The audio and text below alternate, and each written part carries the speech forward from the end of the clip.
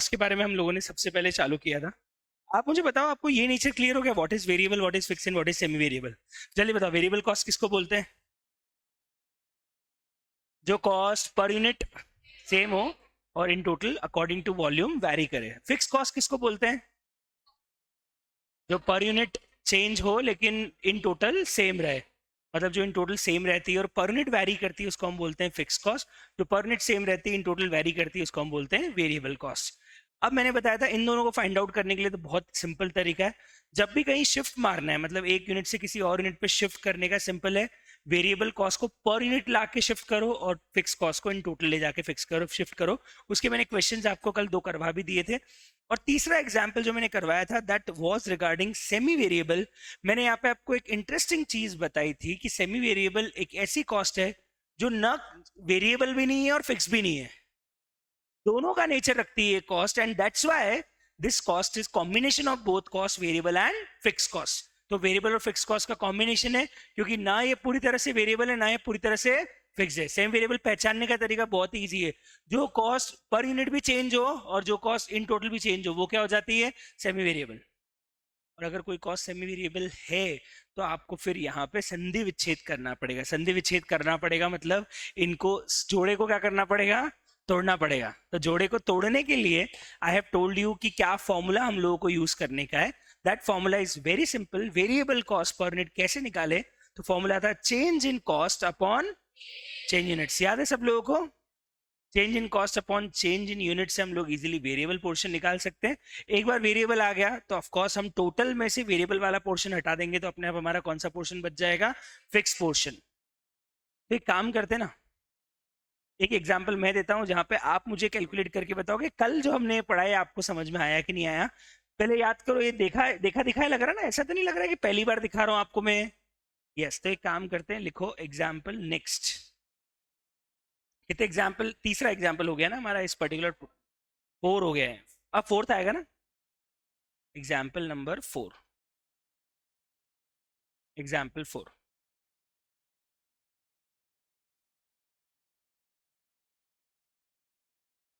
देखिए सबसे पहले इसमें लिखा हुआ है यूनिट्स हैं 25,000,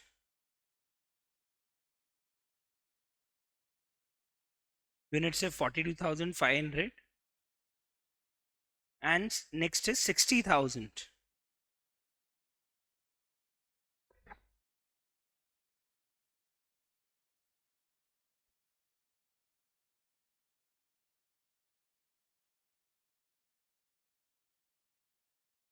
सबसे पहले आपको दे रखा है मटेरियल 3,37,500,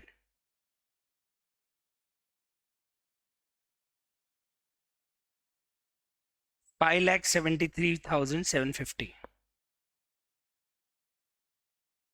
लेबर दे रखा है 2,50,000, 4,25,000। फिर आपको फैक्ट्री के कुछ खर्चे दे रखे हैं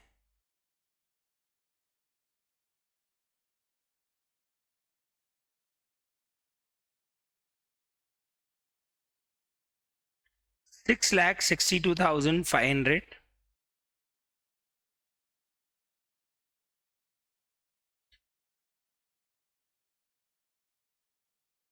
$10,56,250। और साथ में आपको रेंट दे रखा है 2 लाख रुपीज इधर का और 2 लाख रुपीज इधर का। आपको ये पूरा का पूरा कॉस्ट स्टेटमेंट 60,000 यूनिट्स के लिए बनाना है। ये पूरा का पूरा स्टेटमेंट कितने के लिए बनाना है? 60,000 के लिए।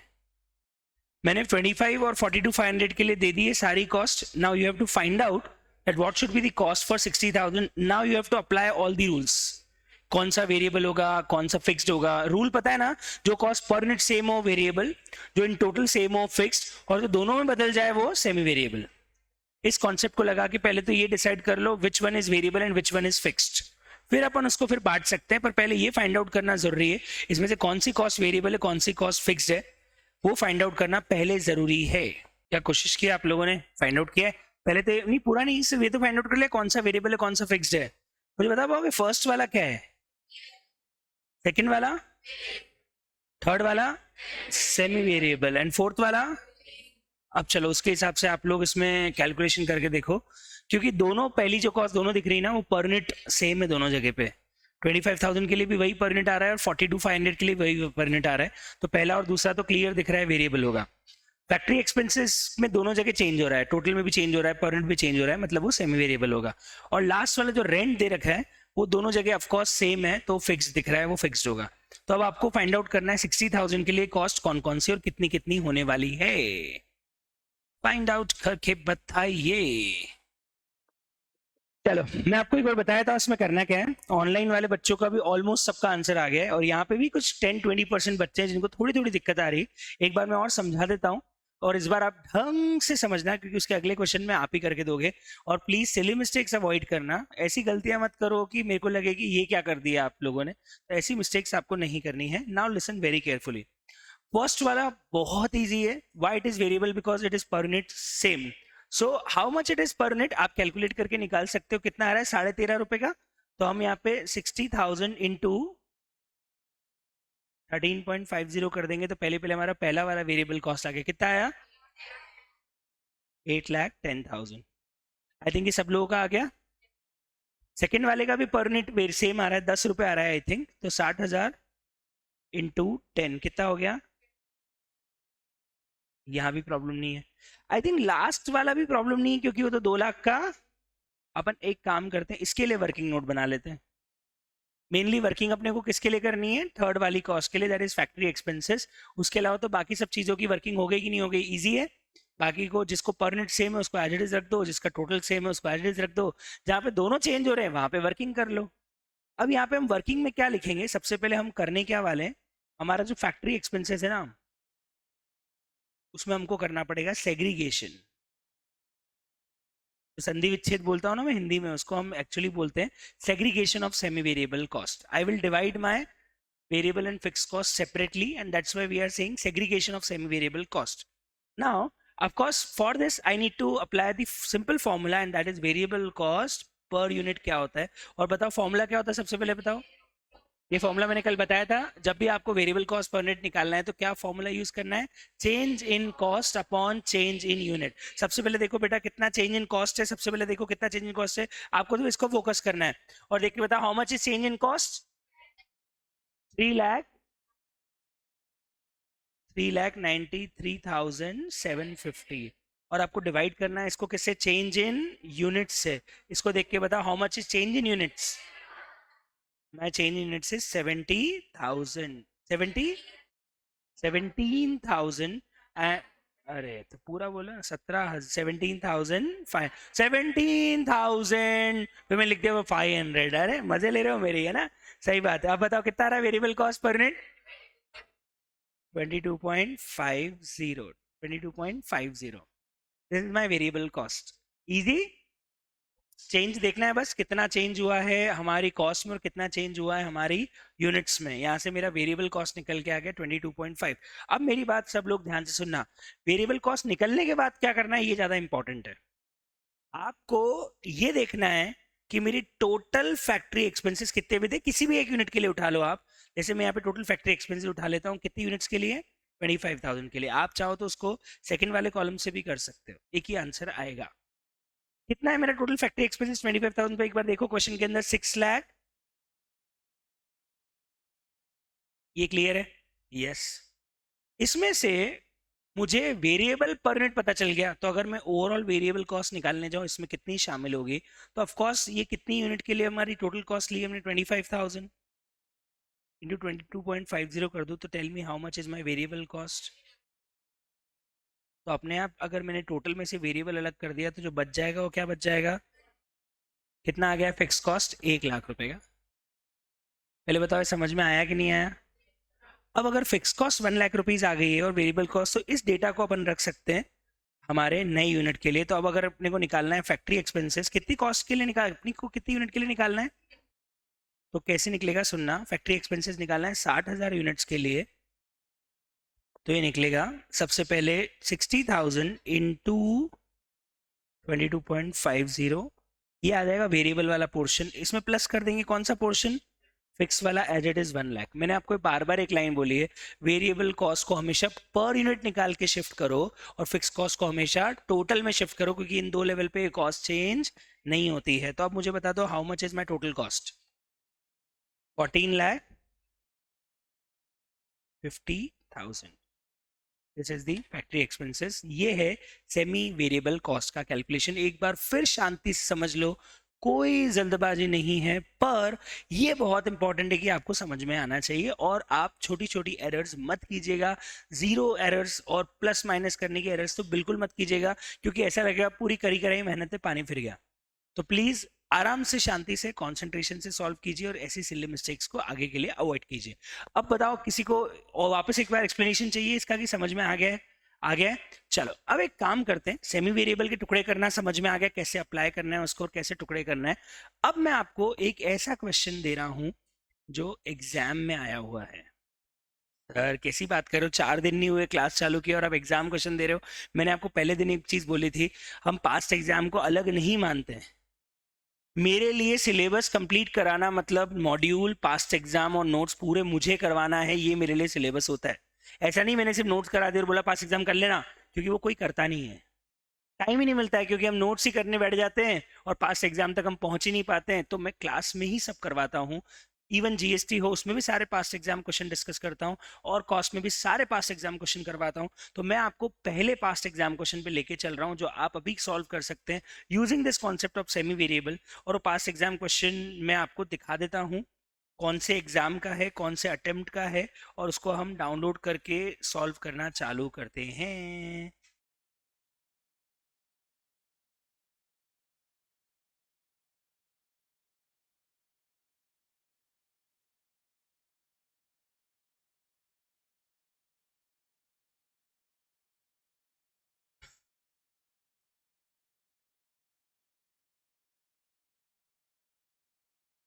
आप ध्यान रखना बेटा, आप फाउंडेशन पे क्लिक मत करना बार बार, है ना? आप किस पे क्लिक करना है अपने को?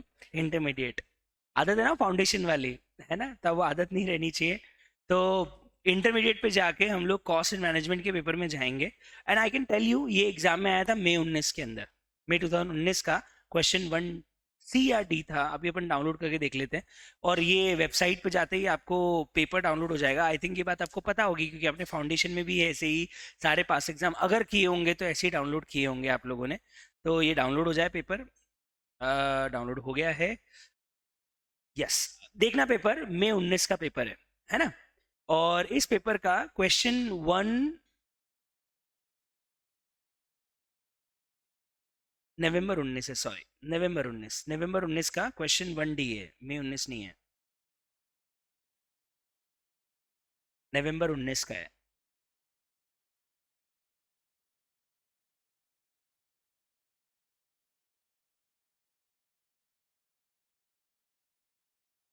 इतना टाइम काहे ले रिया है?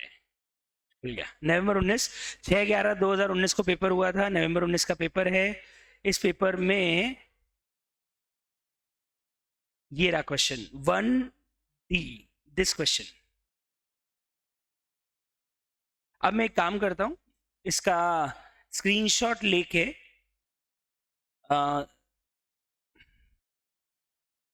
सबसे पहले अब आपके नोट्स में अटैच कर देता हूं। और हम लोग सबसे पहले यहाँ से इसके अंदर जो मेरे को चेंज करना है वो करके फिर मैं लिखवा देता हूँ, क्योंकि आप कॉपी में जब सॉल्व करोगे ना, तो आपको ये शीट में भी मिल जाएगा। ये शीट में आपको ई नोट्स की पूरी शीट देता हूँ। इस शीट के अंदर एक क्वेश्चन आपको अटैच मिल जाएगा, और आप कॉपी में जब सॉल्यूशन करें तो रेफरेंस जरूर डाल देना। सबसे पहले सॉल्यूशन स्टार्ट करने के लिए यहाँ पे क्वेश्चन नंबर लिख लें। क्वेश्चन 1D है, कौन सी एग्जाम का? नवंबर 19 एग्जाम का। तो आप जब सॉल्व करें कॉपी में तो आप सीधे ये लिख लें, पूरा क्वेश्चन नोट मत करना। और अब मैं एक चीज हटा रहा हूँ, क्योंकि ये चीज अभी आपको मैंने पढ़ाई नहीं है। तो इसको छोड़ के आप जितना बचा हुआ क्वेश्चन है सॉल्व करके दे दो मेरे को, और आराम से सॉल्व होगा, इतना आसान है। 5 नंबर का क्वेश्चन था एग्जाम के अंदर। इसमें एक पॉइंट अभी मैंने नहीं पढ़ाया, ब्रेक इवन पॉइंट वाला, उसको मैं स्किप कर रहा हूँ। उसके अलावा जो भी बचा हुआ पार्ट है वो आप मुझे सॉल्व करके दे दीजिए फटाफट।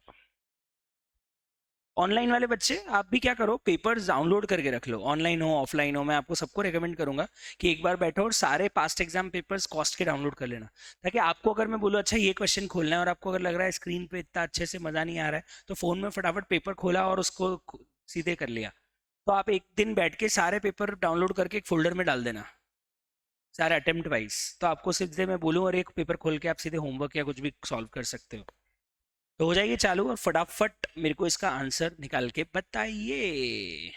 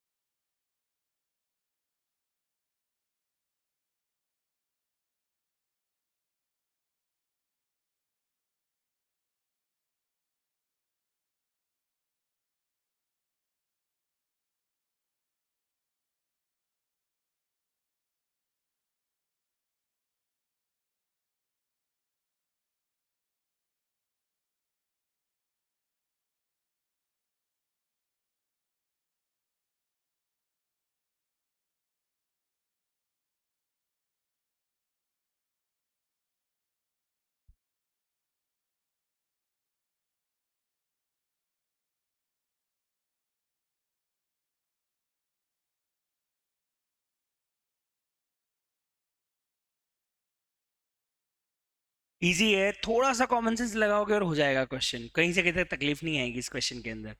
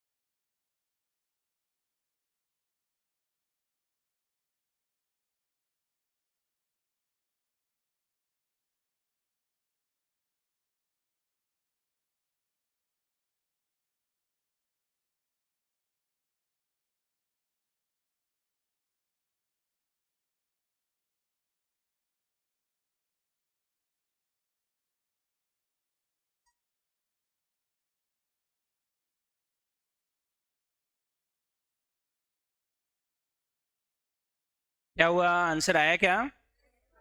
चलो अब मैं एक बार समझाता हूँ कि एग्जैक्टली इस क्वेश्चन में क्या लिखा हुआ है। उसको अपन लिखते हैं और फिर देखते हैं कि उससे हमारा क्या डेटा इंटरप्रिटेशन निकल के आ रहा है। उन्होंने बोला है कि 4000 यूनिट्स पे मेरी पर यूनिट कॉस्ट 3.75 है, और 5000 यूनिट्स पे मेरी पर यूनिट कॉस्ट 3.50 है। एक सेकेंड सर, एक चीज तो क्लियर है कि ये सेमी वेरिएबल है। कैसे पता सेमी वेरिएबल है, मैं आपको बताता हूं उसका रीजन। पर यूनिट तो चेंज हो रही है, पर यूनिट तो चेंज हो रहा है, इसका मतलब वेरिएबल तो नहीं है। अब हम एक काम करते हैं, इसको टोटल में चेक कर लेते हैं। टोटल में चेक करने के लिए इसको मल्टीप्लाई करके रख लेते हैं। 4000 इंटू 3.75 बताओ कितना आ रहा है? 15,000। और 5000 इंटू 3.5 करके बताइए। 17,000। एक सेकेंड सर, ये इन टोटल भी चेंज हो रही है, मतलब पर यूनिट भी बदल रही है और ये इन टोटल भी चेंज हो रही है। मतलब ये चीज तो क्लियर है कि कौन सी कॉस्ट हो गई, सेमी वेरिएबल। बताओ समझ में आया कि नहीं आया? अब अगर ये सेमी वेरिएबल है तो यहाँ पे हम एक फॉर्मूला अप्लाई कर सकते हैं, and that formula is to calculate the cost of variable cost per unit. Power cut हो गया है, 2 मिनट में आ जाएगी लाइट तो।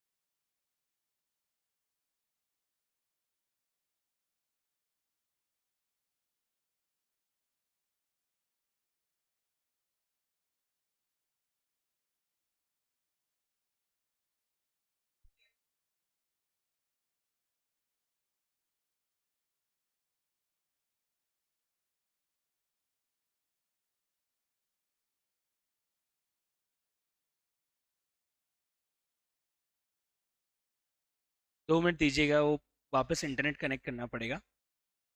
मीटिंग आउट हो गई है।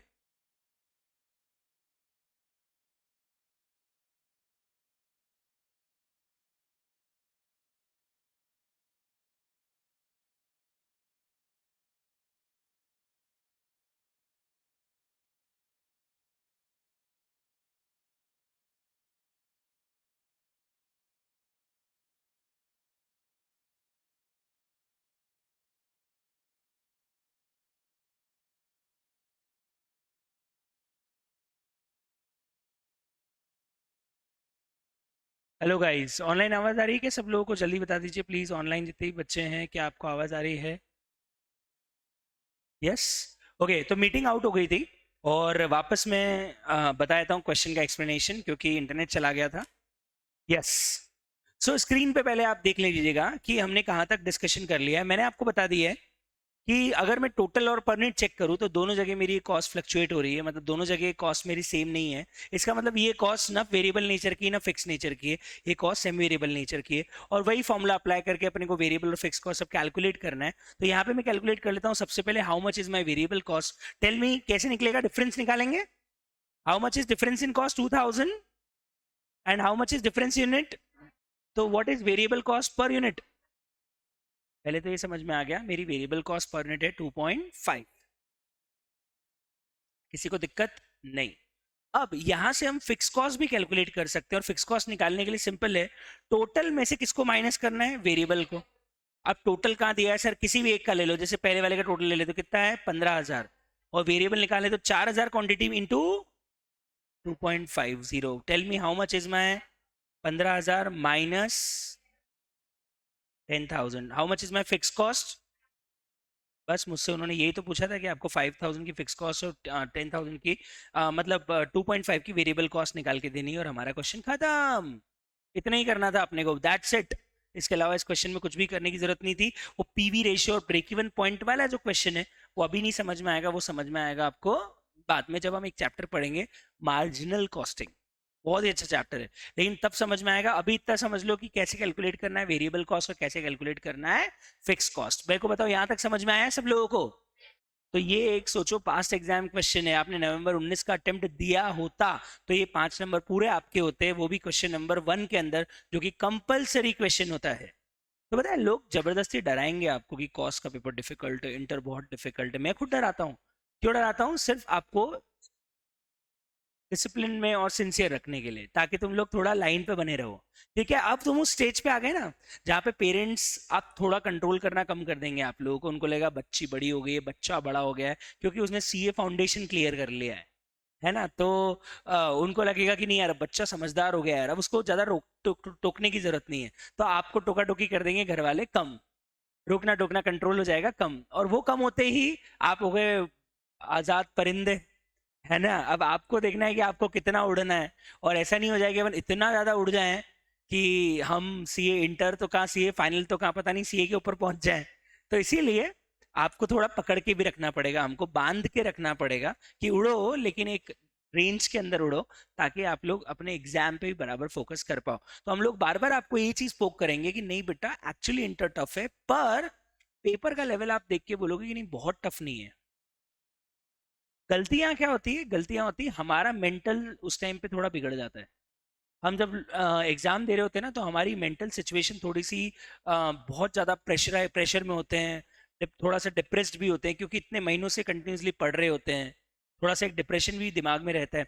उसके साथ फिर आपको इतना मेंटल प्रेशर रहता है। अब घर वालों के साथ भी एक प्रॉब्लम है, घर वालों के साथ प्रॉब्लम ये है कि वो बार बार आपको बोलते हैं बेटा आपने तो फर्स्ट अटेम्प्ट में निकालना है, बेटा आपने को तो फर्स्ट अटेम्प्ट में निकालना है। हम उनको यही बोलते हैं कि आप मत बोलो बार बार बच्चे को फर्स्ट अटेम्प्ट में निकालना है। आप बच्चे को बोलो कि तेरी मेहनत पूरी कर ले, उसके बाद जो होगा देखेंगे। ये कुछ भी बोलो, सीए एग्जाम्स में लक फैक्टर कहीं ना कहीं काम करता है।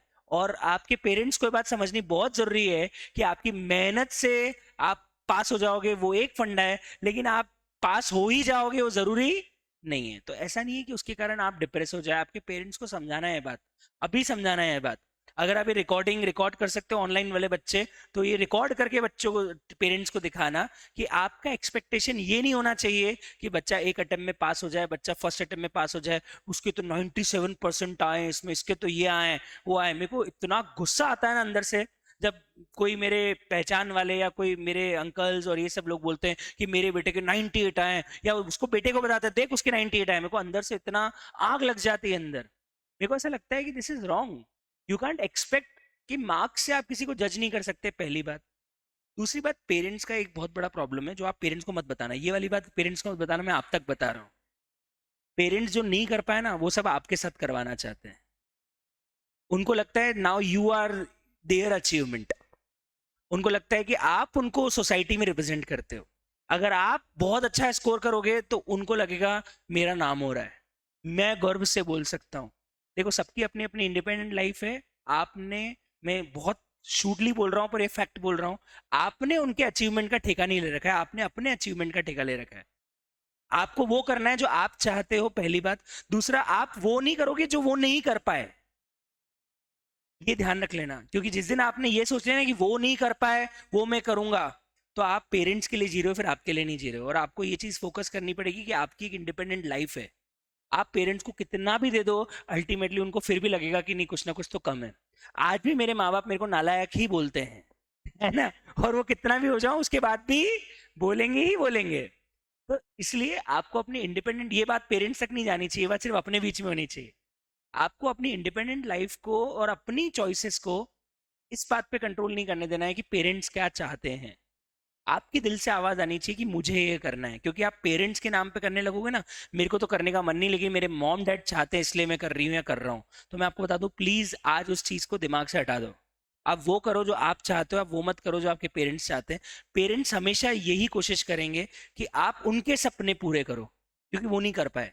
ऑफ कोर्स हर आदमी अपने सारे सपने पूरे नहीं कर सकता। आप भी जब एज में आओगे तो आपको लगेगा नहीं यार, मेरी बहुत सारी चीजें जो मैं कर सकता था वो रह गई, वो सब आपसे करवा रहे हैं वो। तो प्लीज आप उनकी ट्रॉफी मत बनना। ना आप आगे जाके अपने हस्बैंड की ट्रॉफी बनना, स्पेशली फॉर गर्ल्स। ना आप अपने पेरेंट्स की ट्रॉफी बनो।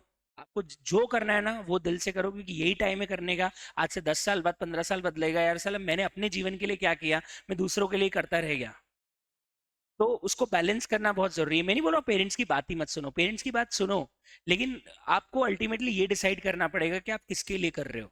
अगर आप उनके लिए कर रहे हो ना, तो प्लीज सीए छोड़ देना, क्योंकि आगे जाके आप एक टाइम के बाद फेडअप हो जाओगे और आपके पेरेंट्स की इतनी ज्यादा एक्सपेक्टेशन रहेगी कि आप उसको प्रेशर को फील ही नहीं कर, मतलब उस प्रेशर को हैंडल नहीं कर पाओगे। तो इसलिए प्लीज पहले ये दिमाग में बैठा के चलो कि आप अपने लिए कर रहे हो, आप अपने फ्यूचर के लिए कर रहे हो, और आप अपनी चॉइस से कर रहे हो, आप किसी और की चॉइस से नहीं कर रहे हो। This is very important. क्योंकि मैं सिर्फ सीए की बात नहीं कर रहा हूँ, मैं पूरी लाइफ की बात कर रहा हूँ। आपका सीए, आपका करियर, आपकी पूरी लाइफ डिफाइन करने वाला है कि आप किस रास्ते पे और कहाँ जाने वाले हैं। तो वो चॉइस आप ही को करने का हक मिलना चाहिए। और I think now everybody is 18+। कोई है क्या 16-17 साल का बच्चा minor? Is there any minor kid here?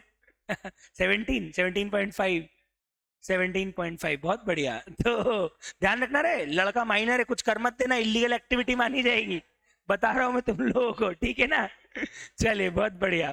तो इसलिए इस बात पे फोकस आप जरूर कीजिएगा। बाकी देखो, मैं आपको इसलिए गाइड करना चाहता हूँ कि अ, मैं भी उस टाइम पे था, और उस टाइम पे मैं भी बहुत कंफ्यूज रहता था कि यार क्या करना है लाइफ के अंदर। मैं, मेरा एग्जांपल हो तो my parents want to involve me in their business. I am the only son, so they want कि नहीं उनको बिजनेस में इन्वॉल्व करना है। And I am from a small town, तो अभी भी मेरे पेरेंट्स वहीं पे रहते हैं, उनका अच्छा वेल सेटल्ड बिजनेस है, पर मैं वहां रहना नहीं चाहता था from the very first day. क्योंकि बहुत छोटा सा गाँव है, 10,000 पॉपुलेशन है, वो चाहते थे कि मैं वहीं रहूं। बट मैं इस प्रॉमिस के साथ बाहर से निकला था कि मॉम डैड, अगर मैं फेल हो गया ना एक बार भी, तो मैं आपका बिजनेस ज्वाइन कर लूंगा।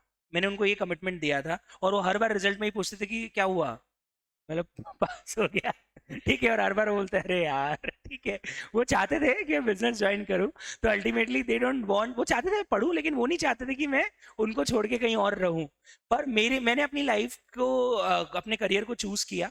इवन मैं सोच सकता था कि नहीं यार वो अकेले रहेंगे, लेकिन अपनी एक इंडिपेंडेंट लाइफ होना बहुत जरूरी भी है। और आप वो करो लाइफ में जो आपको करना, नहीं तो जीवन भर घुट घुट के मरते रह जाओगे। तो ये चीज बहुत इंपॉर्टेंट है, अभी भी डिसाइड कर लेना क्या आप करना चाहते हो, क्या आप कर रहे हो, और आपके पेरेंट्स की एक्सपेक्टेशन क्या है। आप अपने पेरेंट्स को सपोर्ट करने के लिए हो, लेकिन आप उनकी सारे ड्रीम्स फुलफिल करने के लिए नहीं हो, आप अपने ड्रीम्स फुलफिल करने के लिए हो। तो पहले अपना ड्रीम बनाओ सीए, और फिर उसको फुलफिल करो। किसी और के ड्रीम को परस्यू करने जाओगे ना, एक लेवल के बाद आप छोड़ दोगे। अभी बहुत लंबी जर्नी ज्वाइन करनी है, इंटर पूरा बाकी है, फाइनल पूरा बाकी है, 2 साल के आर्टिकलशिप बाकी है। It's been like next 3 to 4 years will be very difficult for you. तो आप तभी वो चीज कर पाओगे जब अपने लिए स्टैंड ले रहे हो। तो प्लीज आज से आपके दिमाग में ये होना चाहिए कि मैं अपने लिए कर रहा हूँ, अपने फ्यूचर के लिए कर रहा हूँ, ना कि किसी और की विशेष को फुलफिल करने के लिए कर रहा हूँ। तो दैट्स इट फॉर टुडे। और हमारे सेमी वेरिएबल वाला कॉन्सेप्ट हो गया है पूरा का पूरा खत्म। कल हम एक नए कॉन्सेप्ट के साथ शुरुआत करेंगे, और कल हम आगे डिस्कशन करेंगे कि और कैसे कॉस्ट की अलग अलग वेराइटी हो सकती है। Thank you, good day, enjoy and bye bye. Thank you guys.